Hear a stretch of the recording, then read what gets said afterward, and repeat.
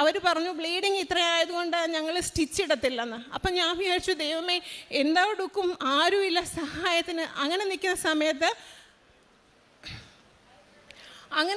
സമയത്ത് ഞാൻ പത്രത്തിൽ ഉടമ്പടി ഞാൻ പുറത്തിറങ്ങിയിട്ട് ഞാൻ അങ്ങനെ എനിക്കറിയാവുന്ന ഒരു പ്രാർത്ഥന നന്മ നിറഞ്ഞ മറിയമേ മാത്രമായിരുന്നു.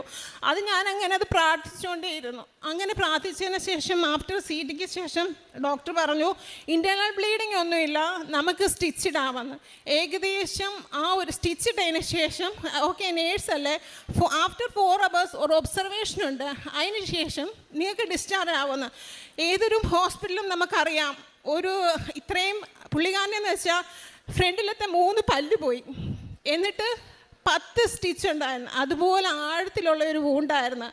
എന്നിരുന്നാൽ പോലും ആ ഒരു 10 സ്റ്റിച്ചിനും അത്രയും കഴിഞ്ഞ് ഒരു 4 hours ഒബ്സർവേഷന് ശേഷം മാതാവ് ഞങ്ങൾക്ക് അന്നേരം തന്നെ ഡിസ്ചാർജ് ചെയ്തു.